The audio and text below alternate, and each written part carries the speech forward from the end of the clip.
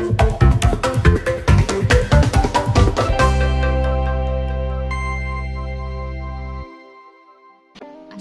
warahmatullahi wabarakatuh. Perkenalkan, saya Prisca Malasari. Kali ini akan membahas mengenai mata kuliah statistika bisnis. Ya, materi hari ini tentang pengujian hipotesis. Nah, pengujian hipotesis. Jadi hipotesis itu sebenarnya apa sih?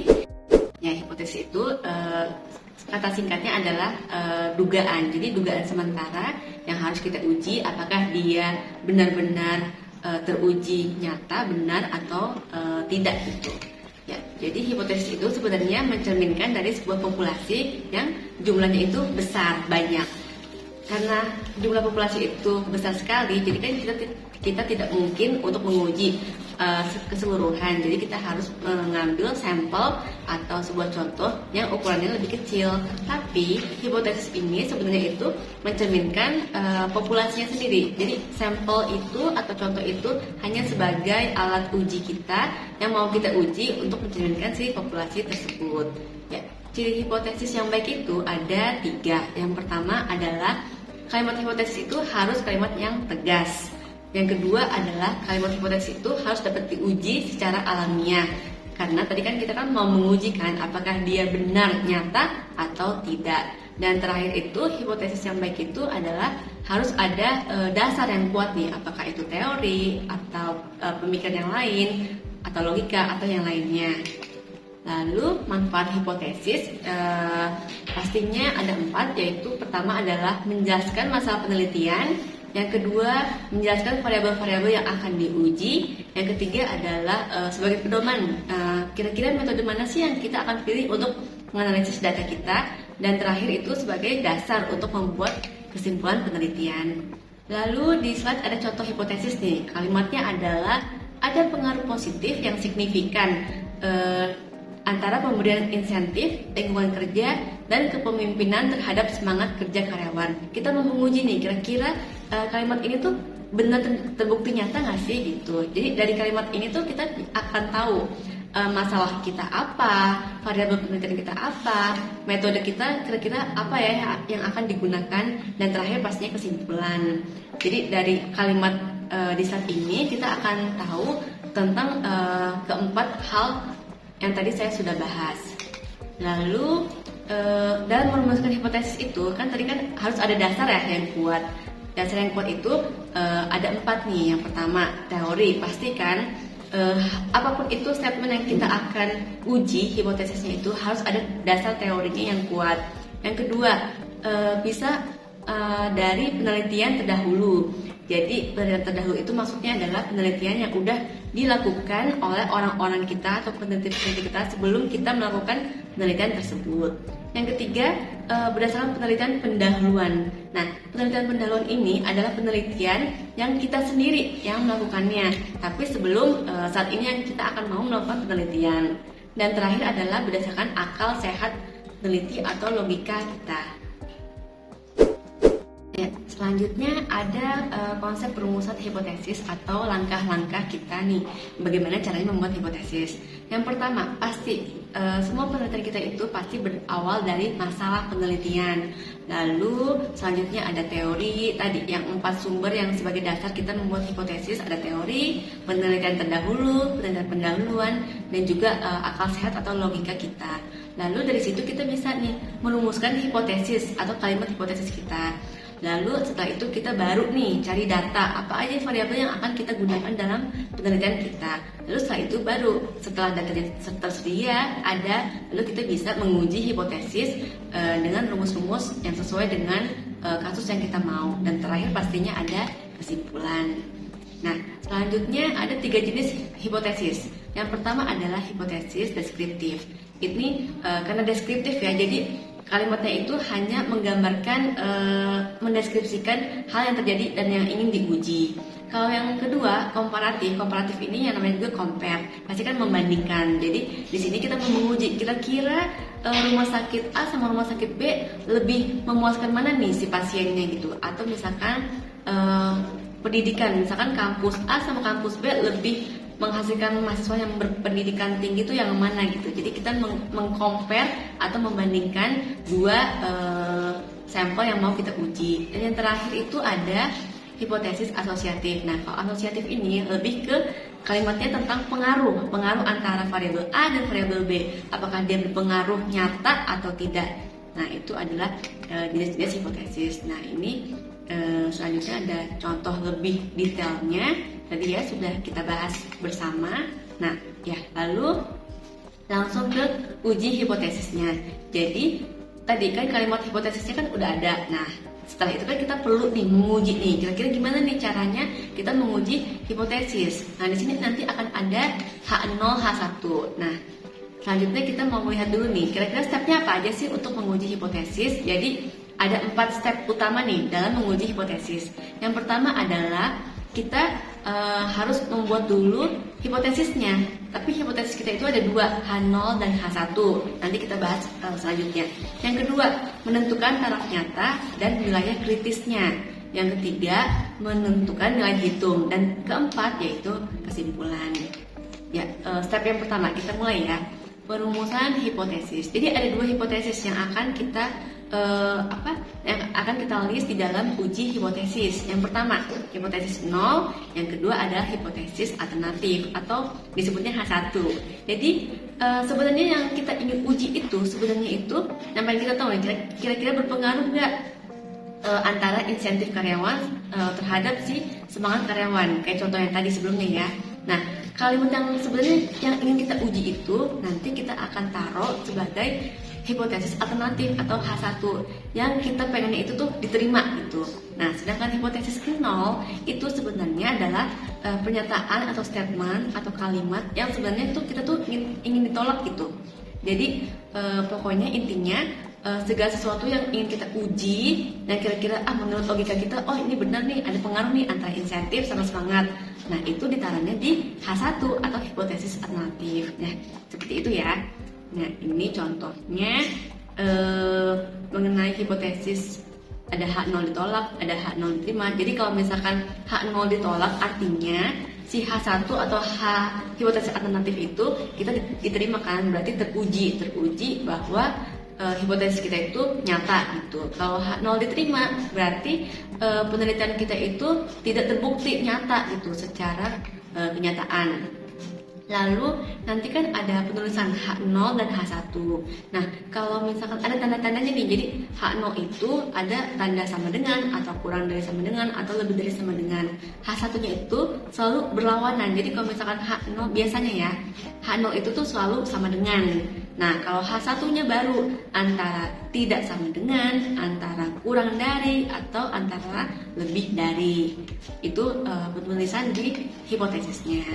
Lalu step kedua ada penentuan taraf nyata atau wilayah kritis atau ada juga yang bilang sebagai nilai tabel. Nah, di sini kita akan main dengan sebaran seperti bab-bab sebelumnya yang kita bahas. Ada sebaran normal kan, ada sebaran normal, ada sebaran chi-square, sebaran F dan lain-lain. Nah, ini kan seperti yang di slide itu kan seperti kurva ya. Ini anggaplah ini kurva sebaran normal atau sebaran Z. Jadi wilayah kritis itu ada 2, ada sisi kanan, ada sisi kiri di ujung-ujung antara si kurva tersebut. Jadi kalau misalkan wilayah kritis, jadi ada 2 uji satu arah, uji 2 arah. Kita bahas dulu yang sekarang uji satu arah yang sisi kanan. Kalau sisi kanan berarti daerah tolak atau daerah kritis si uji hipotesis kita itu ada di sebelah kanan. Jadi daerah tolak H0-nya itu ada di sebelah kanan. Nah, sedangkan yang daerah terima H0-nya itu ada di tengah-tengah. Lalu satunya lagi ada uji satu arah tapi sisi kiri. Jadi tadi sebaliknya. Kalau tadi itu daerah tolak H0-nya di sisi kanan, kalau sekarang daerah tolak H0-nya di sisi kiri. Tapi lihat lagi di sumbu bawahnya itu seperti sumbu X. Kalau di sisi kiri dia itu nilai si Z-nya itu atau peluangnya itu minus. Tapi kalau yang tadi sisi kanan nilai Z-nya itu dia positif. Dan di uji satu arah sisi kiri ini otomatis yang daerah terima H0-nya ada di sebelah kanan. Nah, lalu ada uji 2 arah nih. Nah, kalau tadi kan hanya daerah tolak H0-nya kan hanya 1. Nah, kalau uji 2 arah berarti daerah tolak H0-nya ada 2 di sisi kanan dan di sisi kiri. Nah, dia biasanya nanti nilai Z-nya itu dibagi 2, makanya di sumbu X-nya itu nilai Z-nya adalah Z alfa per 2. Alfanya atau taraf nyatanya itu dibagi 2 gitu. Ya, selanjutnya ada step ketiga, langkah ketiga yaitu penentuan nilai hitung atau nilai statistik uji. Nah, jadi kan tadi kan ada 2 uji nih, uji satu arah atau uji 2 arah. Tadi kalau uji satu arah biasanya hipotesisnya itu nanti dia hipotesis H1-nya itu tandanya kurang dari atau lebih dari. Kalau uji 2 arah berarti ketika H1-nya kita itu adalah sama dengan atau tidak sama dengan. Intinya itu aja cirinya. Kalau misalkan H0 kita kan selalu sama dengan, kalau H1 kita kurang dari atau lebih dari berarti kita pakai uji satu arah. Kalau hipotesis H1 kita tidak sama dengan berarti kita pakainya uji 2 arah. Nah, apa bedanya? Jadi nanti di uji satu arah itu nanti kan ada yang namanya nilai tabel atau alfa ya yang kita sebut. Nanti di uji satu arah itu nanti si alfanya tetap nilainya seperti itu gitu. Tapi kalau di uji 2 arah nantinya itu tandanya kan H1-nya kan tidak sama dengan. Berarti nanti nilai alfanya itu nanti kita bagi 2 kayak gitu. Lalu tadi kan nilai tabel ya. Nah, sekarang itu berlanjut ke nilai si hitungnya. Jadi kalau kita jabarkan di step-stepnya itu, jadi nanti poin 1 kan ada hipotesis H0, H1.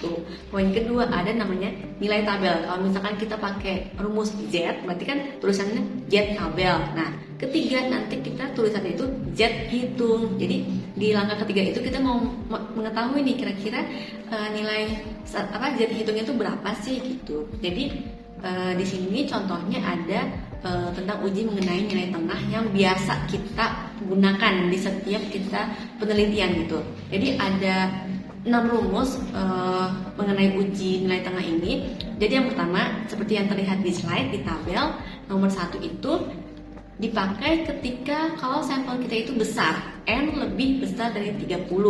Tapi si standar deviasinya itu diketahui atau si taunya ya diketahui. Nah, kita bisa pakai rumus yang nomor 1 ini gitu. Yang Z sama dengan X bar min mu 0 per tau per akar N. Jadi pokoknya intinya kalau rumus ke-1 ini kita gunakan kalau sampel kita besar ya. Dengan H1-nya seperti di slide, nilai kritisnya juga seperti di slide. Lalu yang rumus kedua ini ada mu sama mu 0, jadi digunakan ketika sampel kita itu kecil jumlahnya, yaitu N kurang dari 30. Dan si standar deviasinya itu atau si bahan bakunya itu tidak diketahui. Kalau tadi kan diketahui ya, kalau sekarang tidak diketahui dan sampelnya kecil, maka kita gunakan yang rumus kedua. Nah, di sini nih bedanya, kita pakainya nilai uji statistiknya adalah T. Jadi seperti yang kita udah bahas sebelum-sebelumnya, jadi kalau sampel besar lebih dari 30 otomatis kita pakainya yang Z, sebaran Z. Kalau misalkan sampel kita kecil kurang dari 30 berarti kita pakai sebaran T. Nah, makanya di sini di rumus si uji statistiknya itu kita pakainya T. T sama dengan X bar minus mu 0 per S. Nah, S di sini adalah standar deviasi tapi khusus untuk sampel per akar N. Nah, dengan H1 dan wilayah kritisnya seperti yang terlihat di dalam tabel. Lalu rumus selanjutnya yang ketiga itu ada di sini kan mu 1 kurang mu 2 sama dengan D0. Jadi ini kita mau menggunakan 2 sampel. Kita mau menguji 2 sampel atau menguji 2 populasi. Nah, kalau tadi yang di rumus 1 sama rumus 2 itu adalah 1 sampel, tapi kalau yang rumus ketiga ini kita pakainya 2 sampel. Nah, tapi kalau di rumus ketiga ini kita pakai 2 sampel, tapi jumlah setiap sampelnya itu besar, lebih dari 30. Dan simpangan bakunya itu diketahui dua-duanya ya. Jadi kita pakainya itu rumus yang ketiga. Nah, karena sampel kita besar, maka kita pakainya sebaran Z dengan rumus seperti yang terlihat di dalam slide. Di situ ada X1, X2. Jadi kita tentukan dulu nih, kira-kira yang jadi sampel 1 siapa sih? Si A atau si B, yang jadi sampel 2, X2-nya itu siapa? Nah, makanya kenapa ada ada tanda di itunya itu kan nilai mutlak ya. Jadi kalau misalkan nilainya minus, selisih kita sebut minus atau plus, pasti karena ada si kurung perawan itu, jadi nilainya dianggap positif kayak gitu, tanda mutlak. Dengan H1-nya seperti yang terlihat di dalam slide, wilayah kritisnya pun juga terlihat di dalam slide seperti itu. Jadi yang tadi itu sudah masuk ke 2 sampel. Lalu di rumus keempat juga sama seperti yang tadi. Kita menggunakan 2 sampel, kita mau menguji 2 sampel. Nah bedanya kalau di rumus keempat ini, kalau tadi kan jumlah sampelnya kan besar, kalau sekarang jumlah sampelnya kecil, yaitu kurang dari 30. Dan si standar deviasinya ini tahun 1 sama dengan tahun 2. Jadi standar deviasi yang sampel 1 sama sampel 2 itu sama gitu, dan tidak diketahui. Nah kalau kasusnya seperti itu, kita menggunakan rumus yang keempat. Nah karena tadi nilai sampelnya kecil, kurang dari 30, berarti kita pakai sebaran T. Nah rumusnya seperti yang terlihat di dalam slide ya.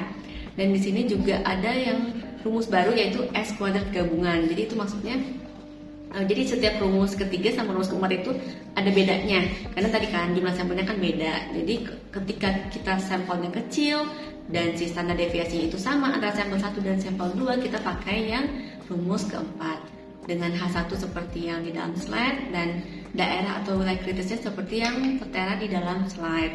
Nah selanjutnya rumus kelima itu tetap seperti tadi, kita menggunakan 2 sampel, dan sampel yang tersebut adalah sampel-sampel kecil. Nah tapi bedanya dengan tadi rumus keempat adalah, nah standar deviasi di sini si tahunnya itu tahun 1 tidak sama dengan si tahun 2, tapi tidak diketahui. Kalau tadi kan rumus keempat kan sama nih, standar deviasi sampel 1 sama standar deviasi 2 tuh sama. Nah kalau di rumus kelima ini, standar deviasi 1 sama standar deviasi kedua itu tidak sama dan tidak diketahui. Nah nilai ujinya, nilai hitungnya kita pakai rumus sebaran T juga sama kayak tadi, tapi di sini bedanya adalah rumus derajat bebas. Kalau tadi kan nggak ada nih derajat bebasnya, di rumus kelima ini lebih complicated dibandingkan tadi rumus yang keempat ya. Dan H1-nya dan daerah penolakannya seperti terlihat di dalam slide. Lalu rumus yang terakhir yang keenam itu ada namanya pengamatan berpasangan nih. Jadi pengamatan berpasangan itu kita mau melihat gini jadinya. Misalkan contohnya, saya manajer pemasaran, saya mau melihat nih kira-kira metode pemasaran mana nih yang bisa menghasilkan sales atau tingkat penjualan yang lebih tinggi. Apakah menggunakan media sosial TikTok atau menggunakan media sosial si Instagram misalkan kayak gitu. Jadi maksudnya pengamatan berpasangan ini kita melakukan penelitian, pengamatan dengan dua hal. Kalau tadi kan 2 media sosial kan ya, berarti dalam waktu yang bersamaan. Jadi nanti terakhir kita bisa tahu nih kira-kira media sosial yang mana nih, apakah si TikTok, apakah si Instagram yang kira-kira dapat meningkatkan sales perusahaan kita atau penjualan perusahaan kita. Nah itu namanya pengamatan berpasangan ya. Beda sama yang rumus-rumus sebelumnya. Rumus-rumus sebelumnya itu kita mau menguji doang nih, kira-kira antara sampel 1 sama sampel 2 berpengaruh tidak ya, atau misalkan berbeda tidak ya. Kalau ini kita di satu periode yang sama, kita mau melihat 2 teknik atau metode yang berbeda gitu ya. Itu namanya pengamatan berpasangan. Berarti kita pakai rumus yang ini yang keenam yang terakhir. Nah di sini nanti nilai hitungnya itu kita pakainya T. T sama dengan D bar dikurang D0. D itu berarti selisih antara si sampel tadi, sampel metode TikTok sama sampel metode Instagram gitu, per SD per akar N. N itu tadi kan jumlah sampel ya. Dengan H1 seperti yang di slide dan daerah kritisnya seperti yang di slide. Ya, baiklah, mungkin segitu aja materi perkuliahan kita mengenai uji hipotesis. Semoga teman-teman di sini paham, mengerti, dan bisa langsung latihan soal. Jadi di uji hipotesis kalau kita review lagi, jadi tadi step-stepnya adalah pertama merumuskan hipotesis, ada H0, ada H1. Yang ingin kita uji, yang ingin kita ini benar, itu adalah H1 ya, bukan H0. Terus step kedua adalah menentukan wilayah kritisnya. Yang ketiga ada kita menghitung nih nilai uji hitungnya. Tadi ada berapa rumus? Ada 6 rumus tadi kan, berdasarkan apakah sampel kita hanya 1, apakah sampel kita ada 2. Tadi ada 6 rumus. Yang rumus ke-1, rumus kedua kita pakai 1 sampel, Sedangkan rumus yang ketiga sampai ke-6 itu ada 2 sampel. Lalu step yang terakhir adalah kesimpulan. Jadi setelah kita menghitung tadi dengan rumus yang ada 6 rumus tadi sesuai kasusnya, baru kita bisa menyimpulkan apakah hipotesis kita ditolak atau diterima nih. Nah, baru kita bisa membuat kesimpulan seperti itu ya. Semoga bermanfaat materi ini. Semoga penelitian teman-teman di sini bisa terbantu dengan adanya materi ini. Saya tutup materi kita hari ini.